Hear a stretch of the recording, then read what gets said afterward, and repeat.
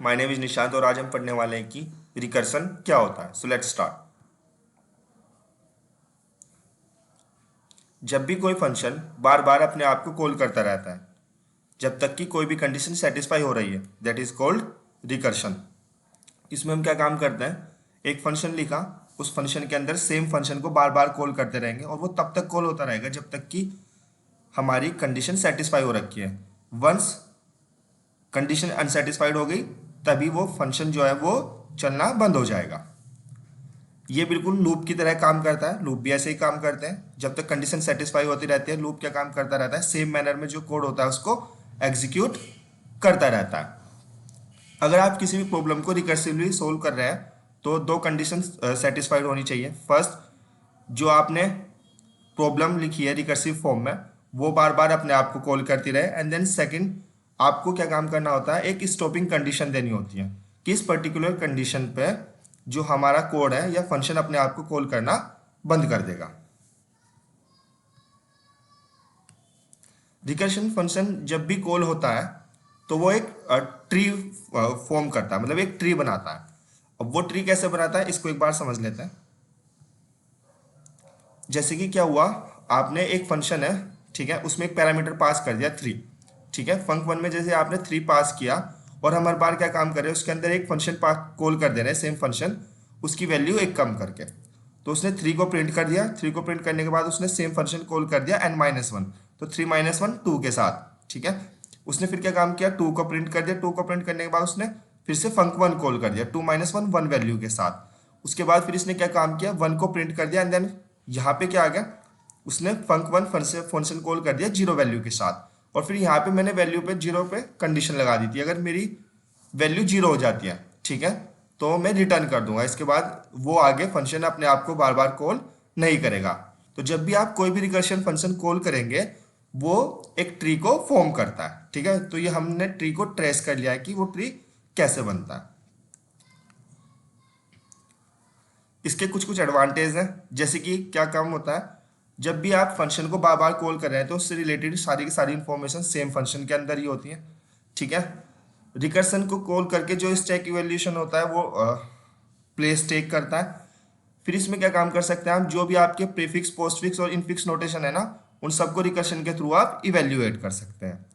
कुछ डिसएडवांटेजेस भी हो सकते हैं, क्योंकि कई बार स्टैक ओवरफ्लो हो जाता है या ओवरलैप हो जाता है, उसकी वजह से जो प्रोसीजर वो हमारा स्लो हो जाता है। कई बार क्योंकि रिकर्शन फंक्शन क्या काम करते हैं, स्टैक ओवरफ्लो भी कर देते हैं। एंड देन अगर कई बार आपने रिकर्सिव फंक्शन के अंदर कोई ऐसी कंडीशन दे दी जो हमेशा ही सेटिस्फाई हो रही है, ठीक है, इसका मतलब वो हमेशा मैच करेगी तो फंक्शन हमेशा कॉल करता रहेगा, तो वो इनफाइनाइट लूप में चला जाएगा।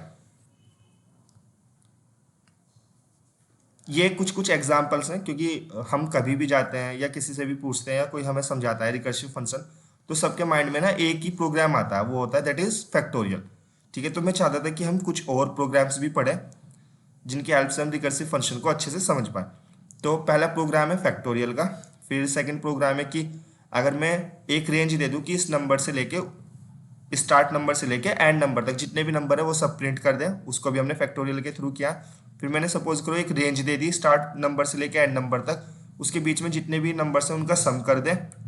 एक प्रोग्राम और दे दिया कि एक ऐड रेंज दे दी, एक स्टार्ट रेंज दे दी, start value and then end value, और उसके बीच में एक डिवाइजर से जितनी भी वैल्यू डिवाइड होती है वो सब दे दे, ठीक है। एंड देन अगर मैं चाहता हूँ कि कोई पर्टिकुलर सिंबल कितने टाइम प्रिंट होना चाहे, ठीक है, तो उसको भी इन सब प्रोग्राम्स को हम रिकर्सिव फंक्शन के थ्रू कर सकते हैं। So let's see in code.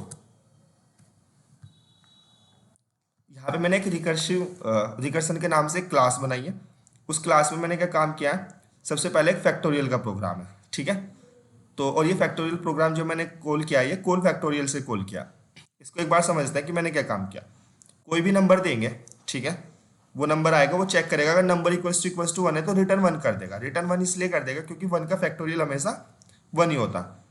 उससे अलग अगर कोई भी नंबर है तो वो क्या काम करेगा, नंबर मल्टीप्लाई बाय, उसने फिर से क्या काम किया, नंबर की वैल्यू एक कम करके सेम फंक्शन को कॉल कर दिया, ठीक है। एक काम करते हैं, इसको ब्रेक पॉइंट लगा के समझ लेते हैं कि ये काम कैसे करेगा। तो मैं अभी इसी प्रोग्राम को चलाता हूँ, बाकी को मैं क्या करता हूँ अभी कमेंट कर देता हूँ।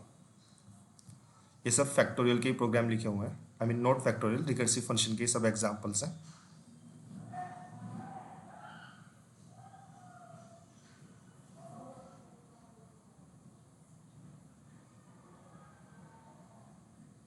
ठीक है, तो मैंने ना यहाँ पे एक हार्ड कोडेड वैल्यू पास कर दिया, मैं यूजर से इनपुट नहीं ले रहा हूँ, जो कि क्या है 5। तो यहाँ पे मैंने क्या पास कर दिया 5।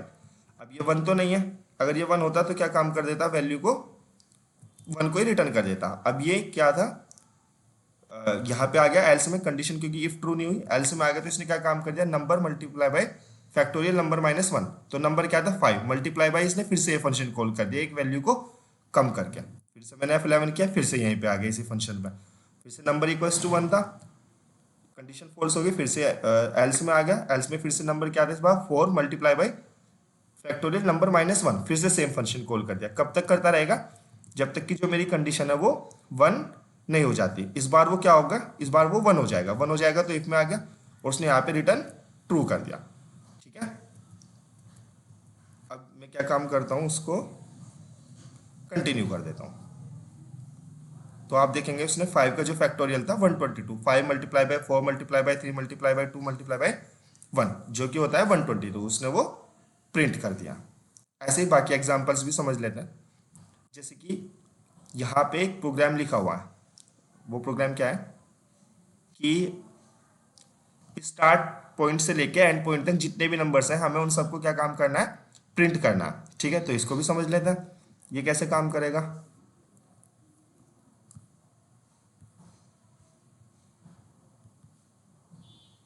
ऊपर वाले फंक्शन को कमेंट कर देता हूँ एंड देन नीचे वाले फंक्शन को अनकमेंट कर देता हूँ, फाइल को सेव किया एंड देन फिर से रन कर देता हूँ।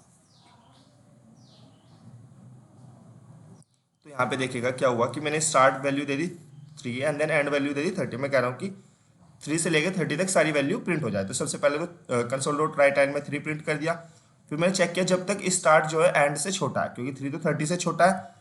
ठीक है, फिर से मैंने इस फंक्शन को कॉल कर दिया, सेम फंक्शन को, और इसमें स्टार्ट की वैल्यू क्या कर दी, इस बार 1 इंक्रीज कर दी। तो स्टार्ट अब क्या हो गया यहाँ पे, तो ये क्या हो गया स्टार्ट +1, एंड हमारा सेम रहा, तो फिर से इसी फंक्शन पे आ गया। तो अभी स्टार्ट की वैल्यू हो गई 4, इस बार फिर से 4 प्रिंट कर देगा।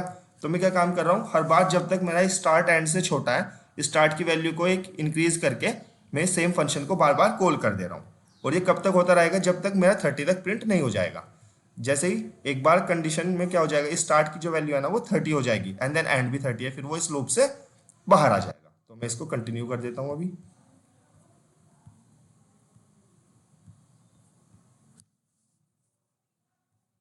आउटपुट देख लेते हैं। तो इसने क्या काम किया, 3 से लेकर 30 तक सारी की सारी वैल्यूज को इसने प्रिंट कर दिया। अब बाकी एग्जांपल देखते हैं। उसके बाद एक एग्जांपल है कि एक स्टार्ट रेंज दे दो, लेट से मैंने दे दिया कोई भी नंबर 2 या 3, एक एंड रेंज दे दो, मैंने दे दिया 20 या 30, और उसके बीच मैंने कहा कि इस रेंज के बीच में एक डिविजर दे दिया, सपोज वो दे दिया 4, कि इस रेंज में 4 से डिवाइड होने वाले जितने भी नंबर हैं उन सबको प्रिंट कर दो।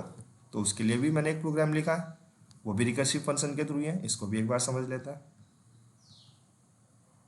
तो मैं कोड कमेंट कर देता हूँ एंड देन इस कोड को अनकमेंट करके एक बार चला देता हूँ।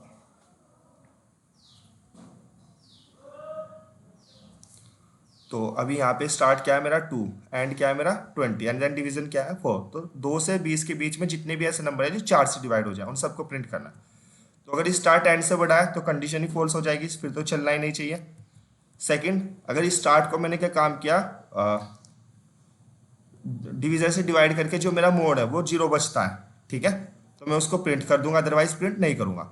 अब यहाँ पे तो नहीं बचेगा, तो फिर से मैंने सेम फंक्शन कॉल कर दिया और स्टार्ट की वैल्यू इस बार एक इंक्रीज कर दी, क्योंकि अभी 3 हुआ, 3 के केस में भी नहीं चलेगा, प्रिंट नहीं होगा। फिर से अब यहाँ पे वैल्यू हो गई 4 के केस में फिर से फंक्शन कॉल किया, तो इस बार जब मैं स्टार्ट भी 4 है और डिवीजर भी 4 है, तो 4 को 4 से जब डिवाइड करूंगा तो जो मोड आएगा वो आएगा 0, तो इस बार ये इसको प्रिंट कर देगा। ऐसे ही हर बार ये चलता रहेगा, जितने भी नंबर 4 से डिवाइड होंगे 2 से 20 के बीच उन सबको प्रिंट कर देगा। ये देखिएगा 4, 8, 12, 16 एंड 20। एक प्रोग्राम और है रिकर्सिव फंक्शन का, वो भी समझ लेते हैं, जो कि है प्रिंट सीक्वेंस। ठीक है, तो इसको भी समझते हैं। एक बार